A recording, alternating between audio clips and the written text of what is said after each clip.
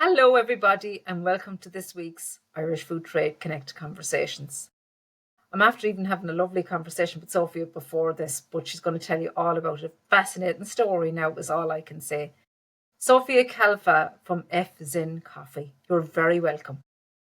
Thank you so much. Thank you for the invite. Lovely to meet you. Wonderful to be here. Lovely, and isn't it lovely when you kind of connect with someone on social media and all of a sudden then you have this lovely chat? So I'm really looking forward to it. Now, really looking forward to it. And it Sofia, goes to tell me, show the power of social media. the power of social media and the power of connection, isn't it? That's it. Really Absolutely. is. Because you're fairly active like me on it. I'd be constantly in my sleep I on love it, it. talking to people. Tell me a bit about yourself, first of all, anyway. And where do I start?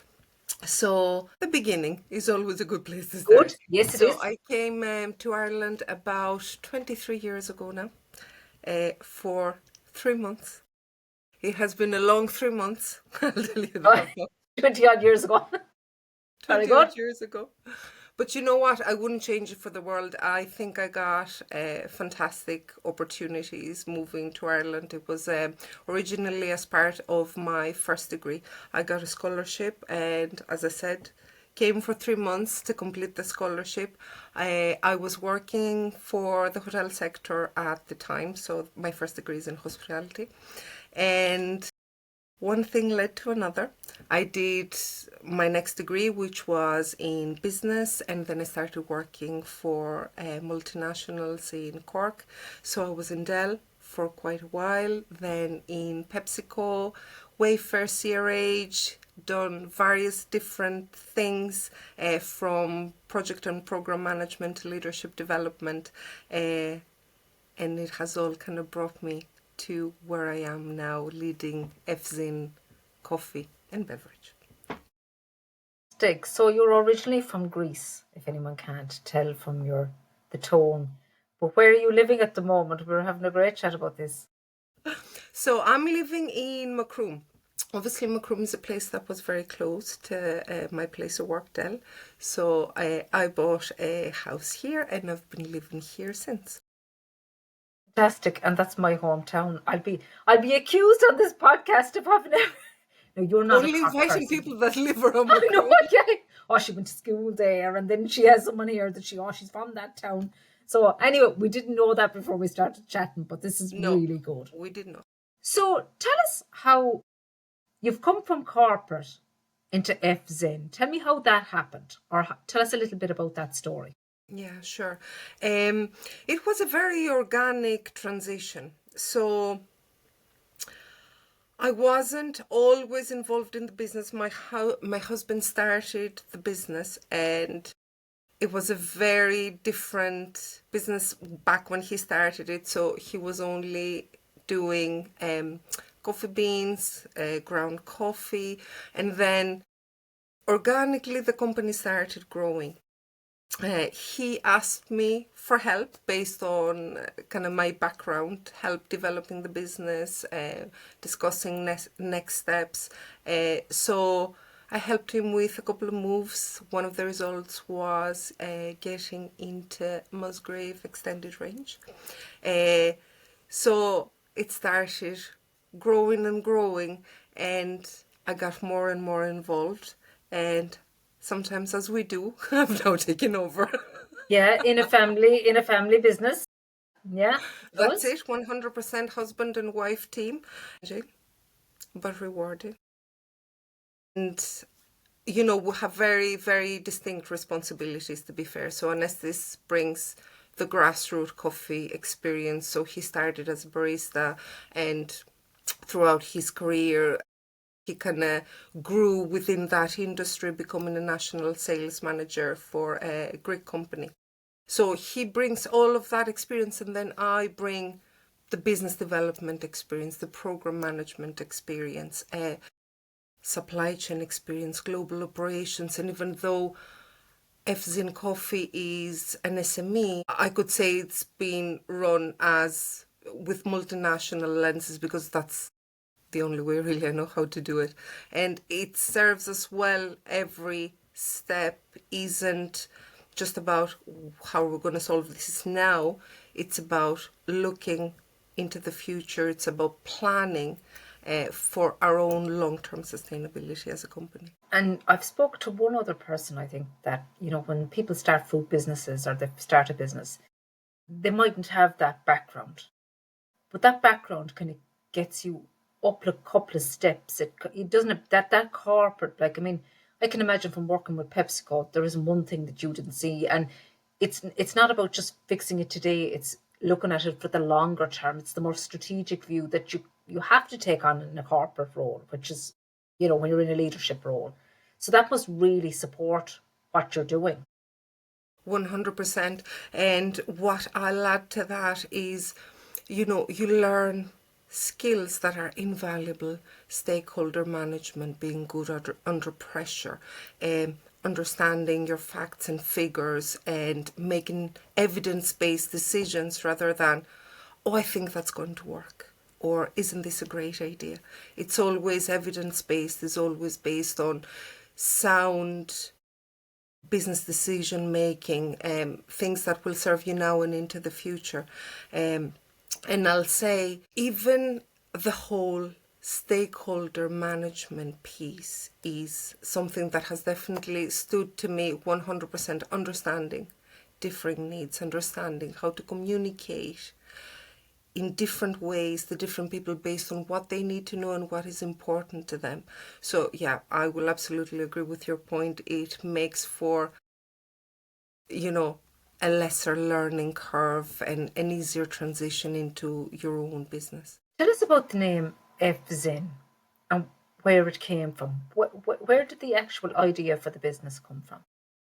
That's a great question. So Fzin is a Greek term, and it stands for living well or optimal living. So it's something that Alexander the Great used to say, that his parents gave him Zin, which is actually the Greek word for life, and his teacher Aristotle gave him the Fzin, the ability to live that life well. And we thought this was a gorgeous holistic concept for a business, or for the business we wanted to create. Because we're talking about coffee and we're talking about a coffee business, but we're also talking about a sustainable coffee business. And sustainability isn't just about the environment, it's also about ourselves, our health. So we thought this was a great all-encompassing name for our all-encompassing concept. And I want to give a little bit of context as to why I'm talking about health, and how are those two related. So our flagship product, as you know, is compostable coffee pods. And we always talk about compostable coffee pods in terms of their sustainability in regards to the environment. What we don't talk enough about is compostable coffee pods and the effects on health. So aluminium and plastic have been connected through endless research and various research from many different universities, have been connected to, let's call it, adverse health outcomes. So aluminium has been, the consumption of aluminium has been connected to different health problems in terms of hormonal imbalances, in terms of digestive issues. Plastic, I don't know, do I even need to go there? Imagine we're talking about microplastics from the soil or consuming water from plastic bottles. Imagine now taking a coffee pod and brewing coffee through it and then drinking it. So and this is something now for me to also be more vocal about, that, when we talk about sustainability and that encompassing concept of living well, that includes our health. And compostable coffee pods are also a product that could help us do a little bit better and reduce that cumulative effect, that, how will we call it, bad food choices may have. Concept, I didn't know, or I wouldn't have thought about aluminium affecting our health like that, our well-being. And look, I suppose I'm talking about myself. When you look at different levels of hormones, when you get into a certain age, like I am now, and you kind of go, what can I do to help me manage that a bit better? We constantly think, when someone says compostable, we think environment. We don't really. So there's a huge story piece on that now that you're just after telling me there that I would not have considered. I'll be honest, wouldn't have considered. And you must, when in your marketing and telling the story, do people have the same reaction as me, or do they know, or is it like something that it's that cumulative effect actually? You know, it's over time having that in your system. It differs from person to person, right? There are people that have your reaction, wow, I never considered this, I must think about, or I must rethink my habits. And there are other people that kind of go, yeah. Right. Maybe it's And look, because that's okay. Sometimes yeah, the message needs a bit of time to sink in, and for people to kind of say, yeah, maybe I should think about this a little bit better. Do I really want to be consuming coffee that has gone through aluminium, that has gone through plastic? I have an option that is better for my health, that is better for the environment. Why wouldn't I do that? do you think we're still as much as we talk about sustainability, do you think we still have a good bit to go? We've a good bit to go from talking about it to doing something about it. That's 100% yes, absolutely, for sure. What I will say though, right, it's very different if I look back into even 2023. People have developed a much better understanding now, are more open to the message. As you might imagine, there was a lot of education we had to do. I remember, talking about compostable coffee pots and people going, and what's that? You wouldn't hear that now anymore. Yeah, no, you wouldn't. It's nearly, it's even if you're selling into anything food service retail, they want compostable packaging. Even though Exactly. I remember when I was even buying it in industry, it is a bit more expensive. But look, you'll tell me a bit more about that. It's probably after calming down a bit, but it was becoming a requirement, you know? Yeah. And that's what I mean. We have come a long way. There is still a good bit to go. Sustainability is a buzzword right now, and a lot of people want to be seen to be doing it. And whether they do it or not is a different thing. However, from experience, I know that eventually we will get there. And the more focus there is, the more action there will be. And it's focus and it's regulation as well, which is probably not where it should be. A lot of talk about regulation, but not really. The controls aren't being, the compliance isn't probably as much as it should be. How do you find your customers? Your customers. How do you find they are finding sales into hospitality, hotels, or how is that feeding across? Are you getting traction based on what we're talking about here? Do they understand? Some understand and they actually reach out to us and say, I know you have this, I'm interested. In terms of hotels, it's either through our Musgrave channel or direct sales. And some, as I said, come to us and say, I would love this for my hotel. I don't have any coffee machines in the rooms, or I want to kit my rooms with new sustainable coffee machines and compostable coffee pods. To those that are thinking about it, even as I speak now, they should really reach out and have a chat, because there is a lot of funding around that. Hotels that want, or cafes that want to renew their existing equipment, they can get up to 70% funding And I'm going to say no more. You can reach out to me and I'll tell you more. Excellent. Excellent. And we'll put your details at the bottom of the actual recording, because I suppose kitting out a hotel or anything like that with, those coffee machines in each of the rooms, it's expensive, but to get 70% funding is, sure, it's a no-brainer, isn't it? Yeah. And to be able to Absolutely do the right thing. And there's an the right. increasing pressure, I think, from consumers. So, you walk into a room, a hotel room, what do you see? You see the bed, and then you look at, is there coffee? Am Yeah, I, you do. not Yeah, going to you be able? do. Yeah, you do. And I think the hospitality, it's been, from what I see, retail have been pushing it like significantly. Hospitality, a little bit not as far on. So I think it's a huge benefit to anyone that's in that space to have a chat with you about that. And do you see your competitors? Are you competitors? Are you ahead of your competitors? It seems that you might be. So that's a great question. We compete with large multinationals. We compete with the likes of Nespresso. We compete with the likes of Lavazza.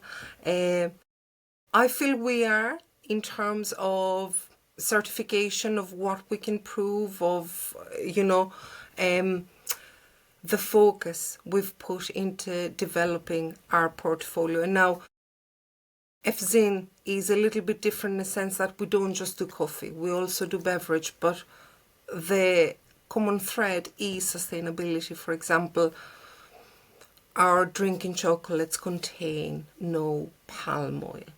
Our syrups come in glass bottles. So, when you want to have your vanilla latte or your hazelnut latte or whatever it might be, next time you go to a cafe or wherever you get it from, notice the bottles those syrups come out of, they're all plastic. We have glass bottles, and glass gets recycled at a much higher rate.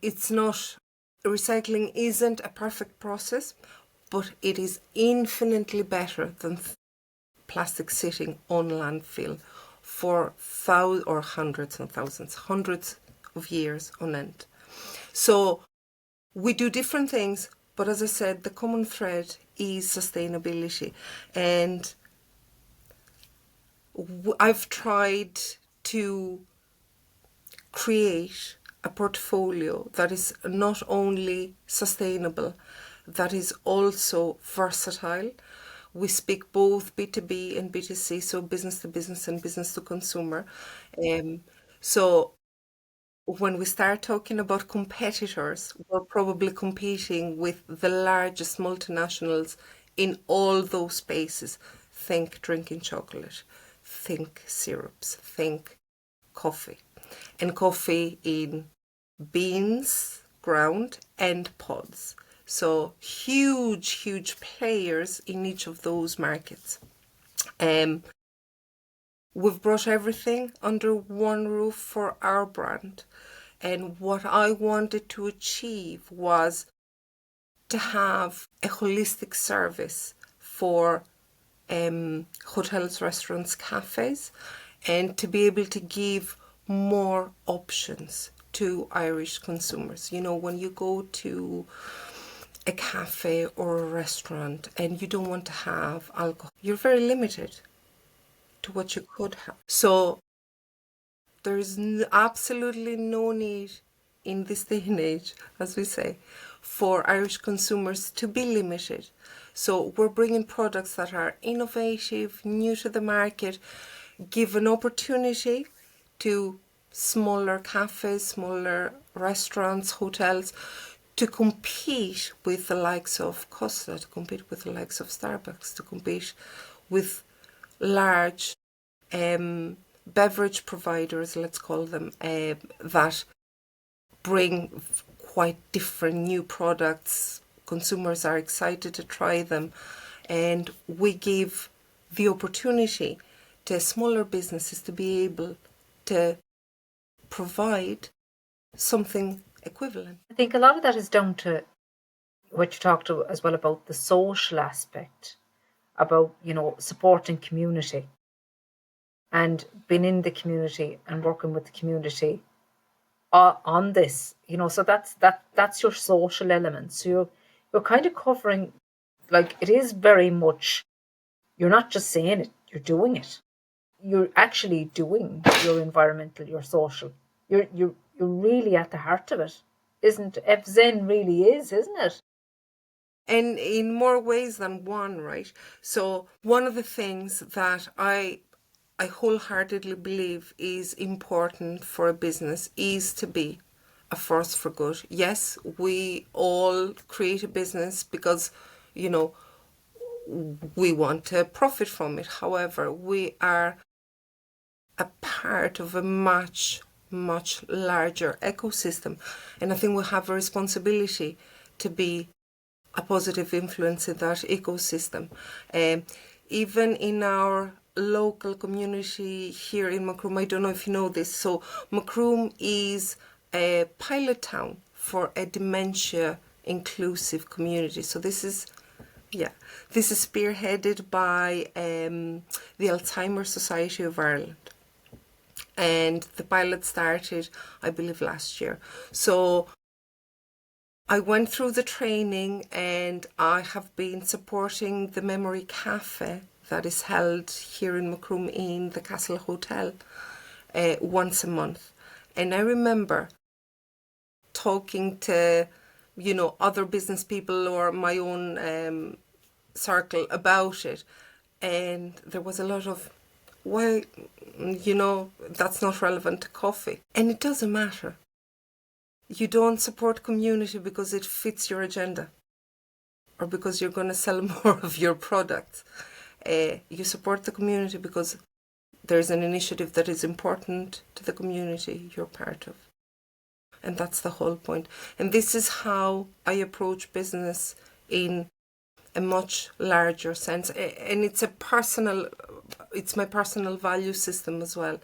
I want to be a force for good. I want to leave something positive behind me when I live here.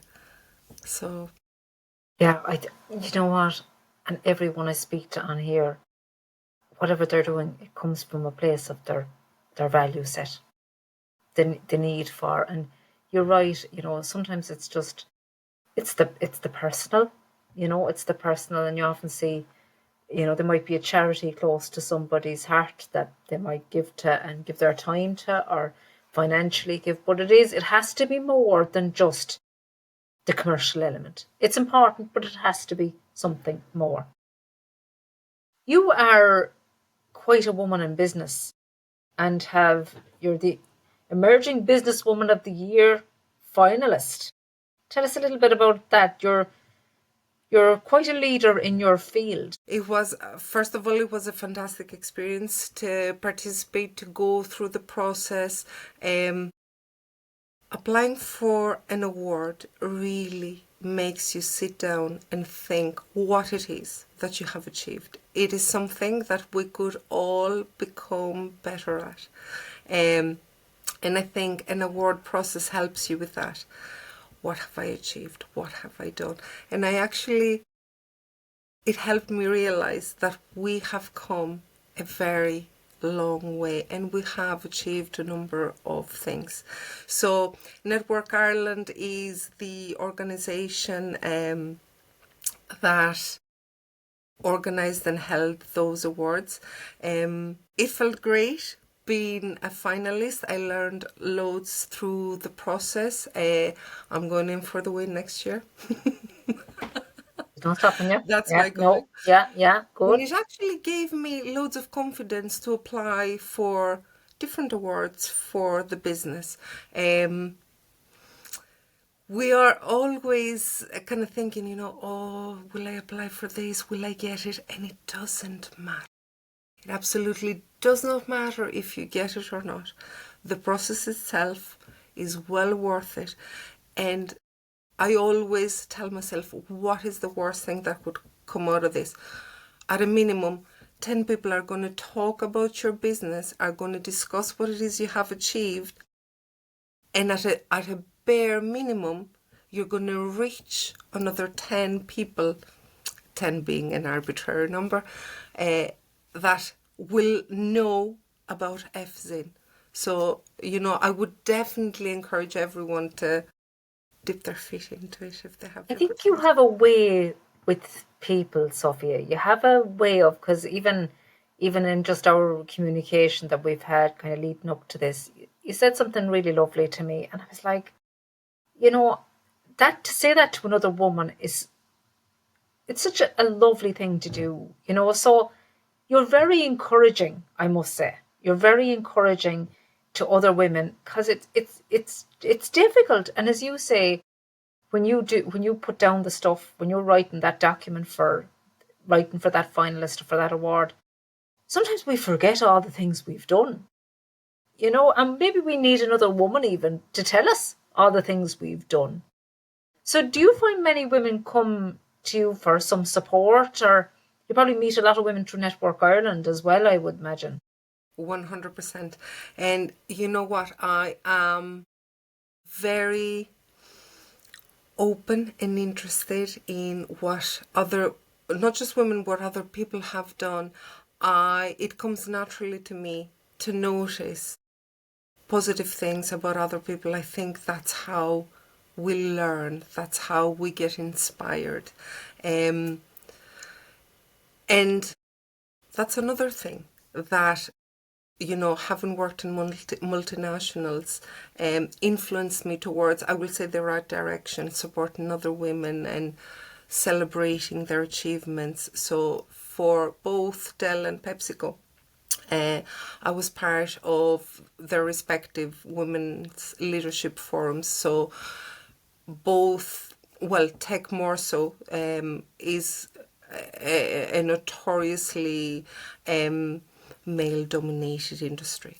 So Dell at the time, and I think they're still continuing their work in, promoting female leadership, had a whole program around helping women to build their confidence, build their skill set, identify the roles they wanted to pursue, build a solid roadmap on how to get there, and have other women support them through that process. And that thought process, seeing the results, feeling the camaraderie, it's something I carry now with me, and it's something that happens organically and naturally now. Talking to another woman, noticing her achievements, what she does well, commenting on that. I think we can be each other's supporters. We could help each other. We can lift each other up. Women are fantastic in terms of providing support. I personally believe we're quite selfless beings, and we always want to do Yeah, good, and we always yeah. want to help, and we care for everyone. And that's just, I don't know, is it in our nature? Is It it must be something? in our nature, I think, and I think you're hitting on the head. We're selfless a lot of the time, and sometimes I go, God, is there anything left for myself? But when another woman says something to you that and just what you said to me, I just thought it was just a lovely thing. So thank you. It was said in a lovely way, and probably a day when I needed to hear it. So that was a really kind thing of you to say. Tell And us. it came from the heart. I did. So, It did. So before we ever spoke verbally, there was kind of a connection there anyway. So it was lovely, lovely. And likewise to you. So, Fzin coffee over the next 3 to 5 years. What's the plan? Where are you going? so one of my biggest aspirations and my next step is to increase our national reach and to start exporting. So international reach. We have been very, I hate the word lucky, because it kind of means to No, it's say that, good. the outcome was just luck, which wasn't. So we took place, or applied for Amazon Sustainability Accelerator. And even though we didn't get to participate in the accelerator, we got invited for an interview with the team. And obviously, just to say that this is an extremely competitive program, and it was across Europe. So you can imagine that most companies that applied did not get invited to an interview. So as part of that, we got connected with third party Amazon operator. And so we have a route for exports right now. However, I never tend to put all my eggs in one basket. And I'm exploring several options to achieve this kind of growth for the company. We're ready now for external investment. We're ready now to start growing internationally, and the plans are in place to achieve that within the next year. Absolutely, and continued success to you and your husband in growing the business. It's been an absolute pleasure speaking to you, and I look forward to seeing the compostable capsules in the hotels very soon. 100%, Margaret. Thank you so much. Wonderful chatting to you.